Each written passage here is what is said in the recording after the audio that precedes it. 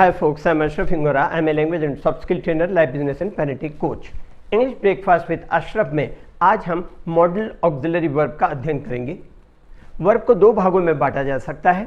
Ordinary verb जिसको बोलते हैं सामान्य क्रियाएं, जैसे to run, to play, to go, to come etcetera, और दूसरा होता है ऑक्सिलरी वर्ब। और ऑक्सिलरी वर्ब को दो भागों में बांटा गया है। एक होता है प्राइमरी ऑक्सिलरी वर्ब, दूसरा होता है मॉडल ऑक्सिलरी वर्ब या इसे मॉडल भी कहते हैं। बी, डू, हैव ये प्राइमरी ऑक्सिलरीज है। Can, could, may, might, shall, should, will, would, must, ought, used to, need, dare ये सब के सब मॉडल ऑक्सिलरी वर्ब्स हैं या इनको मॉडल भी कह सकते हैं। नीड, डेयर, यूज इन तीनों को सेमी मॉडल कहते हैं। बी, हैव तथा डू के विपरीत मॉडल ऑक्सिलरी वर्ब कुछ अवस्थाओं को छोड़ करके मेन वर्ब की तरह कार्य नहीं करते। सिर्फ चार मॉडल्स हैं जिनके पास्ट फॉर्म होते हैं। यह है कैन का पास्ट कुड, मे का पास्ट माइट, शल का पास्ट शुड और विल का पास्ट वुड।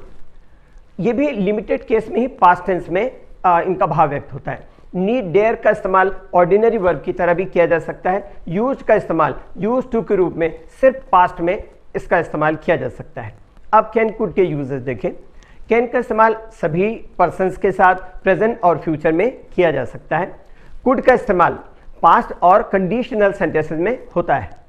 इनके प्रोग्रेसिव, परफेक्ट और पेसिव इन्फिनिटिव भी बनाए जा सकते हैं। जैसे एग्जांपल से देखिएगा, do you think she can still be working, do you think she can still be working, it's very late. इसका मतलब ये हुआ क्या तुम सोचते हो कि वह अभी भी काम कर रही होगी, बहुत देर हो गई है।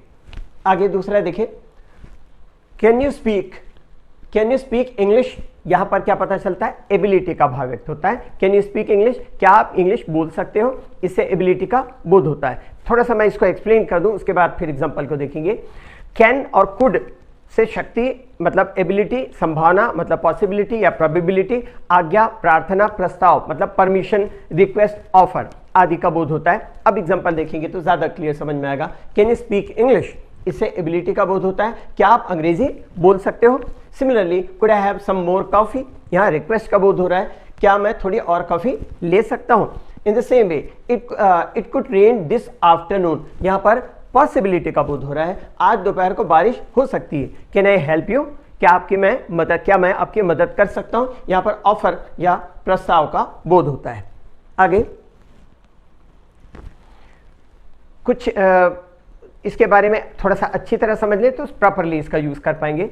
प्रेजेंट में जनरल एबिलिटी का भाव व्यक्त करने के लिए कैन का यूज करते हैं या इज एमारेबल का यूज करते हैं। पास्ट में जनरल एबिलिटी, शक्ति या क्षमता का भाव व्यक्त करने के लिए कुड या वाज वेरिएबल का यूज करते हैं। और फ्यूचर में शक्ति या क्षमता का भाव व्यक्त करने के लिए generally will be, shall be, able का यूज किया जाता है। जब पास्ट में जनरल एबिलिटी का भाव व्यक्त करते हैं तब इससे स्पष्ट नहीं होता कि क्षमता के कारण कार्य हुआ कि नहीं, लेकिन जब क्षमता के कारण कार्य हो जाने का बोध होता है तब वाज वेरिएबल का यूज करते हैं या उसकी जगह आप दूसरे वर्ब का यूज कर सकते हैं, सक्सीडेड, मैनेज, इस तरह से। एग्जांपल से देखिएगा, हाँ, he can lift this box, वह इस बॉक्स को उठा सकता है। He can lift this box, वह इस बॉक्स को उठा सकता है। एंड इसकी जगह पर आप यूज कर सकते हैं he is able to lift this box, meaning same है। General ability in the past जो मैंने बताया, my friend could speak 7 languages, 5 languages, चलिए जो भी है, my friend could speak 5 languages, मेरा दोस्त 5 भाषाएं बोल सकता था। आप ये भी कह सकते हैं कि my friend was able to speak 5 languages, दोनों की मीनिंग एक ही है। उसके बाद देखिएगा जनरल एबिलिटी इन फ्यूचर में जनरल एबिलिटी का भाव, he will be able to reach on time, वह समय पर पहुंच सकेगा। You will be able to speak good English in a few months, आप कुछ महीनों में अच्छी इंग्लिश बोलने लग जाएंगे। आगे देखिए, निगेटिव बनाते हैं तो कुड का निगेटिव कुड नॉट होता है, शॉर्ट में कुडंट कहते हैं, या वाज, वर, नॉट एबल किसी का भी इस्तेमाल कर सकते हैं क्योंकि दोनों से क्षमता के अभाव का बोध होता है। एग्जाम्पल से देखिए, The fire spread through the concert hall suddenly, but everybody was able to escape.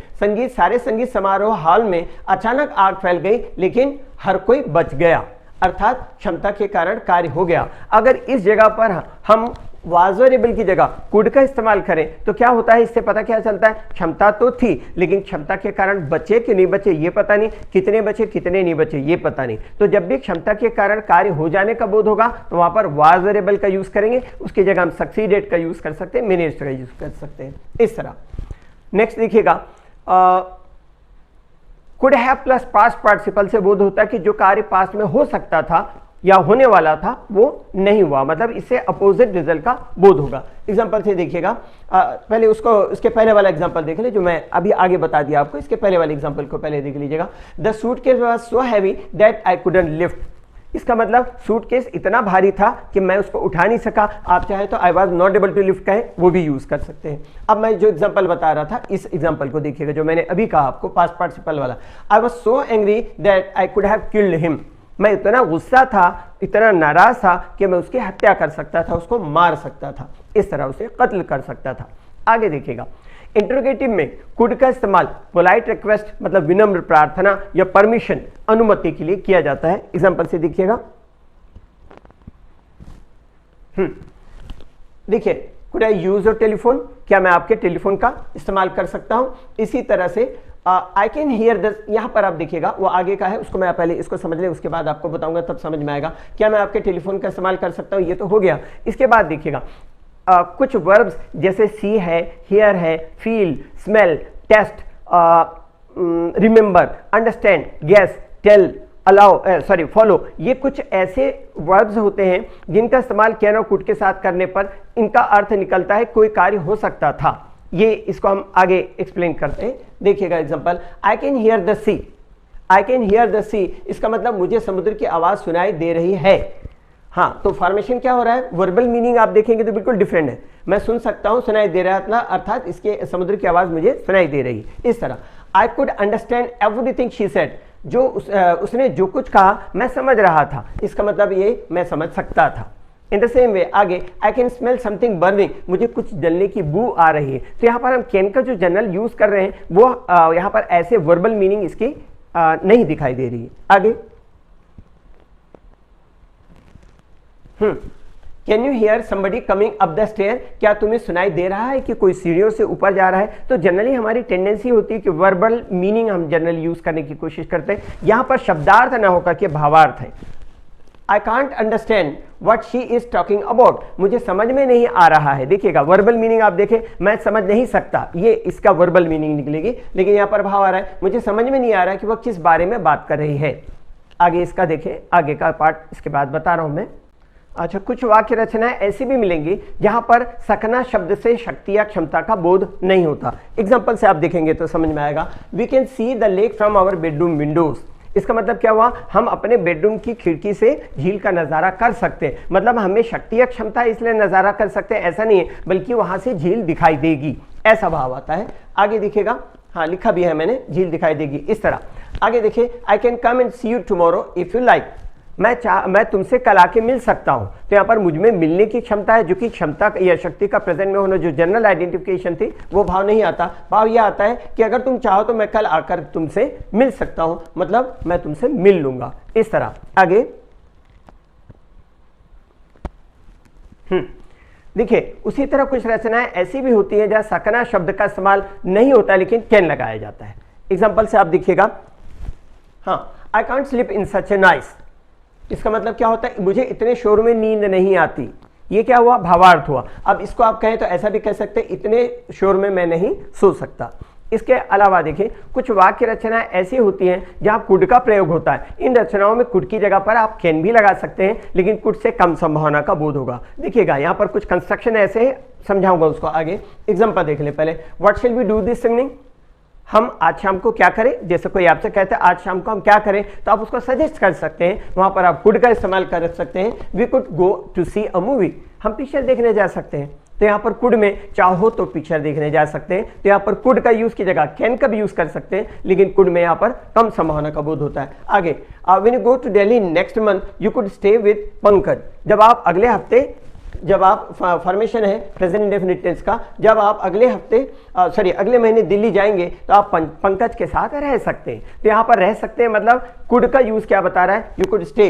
यहाँ पर दिया है you could stay with Pankaj, आप कैन भी लगा सकते हैं लेकिन कुड में कम समारा, चाहो तो उसके साथ रह सकते हो इस तरह से। तो एक्चुअली क्या होता है, इन जनरल जो यूजेस होते हैं कैन कुड के, हम उसी तरह से यूज करते हैं, हमको डिफिकल्टीज आएंगी जब ऐसे कुछ कंस्ट्रक्शन होंगे, यार यहाँ पर कैन का वो भाव ही नहीं आ रहा है, तो वो सारी चीजें आपको इसमें मिल जाएंगी।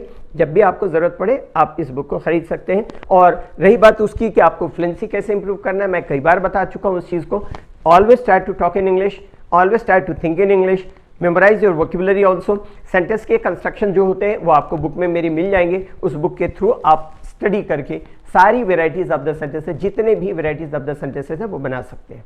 इंग्लिश के लिए आप मेरे channel English breakfast with Ashraf and soft skill के लिए Ashraf the mover and shaker को लाइक शेयर एंड सब्सक्राइब करें, कमेंट सेक्शन में कमेंट करें, बेल आइकॉन प्रेस करें और मेरी बुक जरूर पढ़ें। Thanks for watching.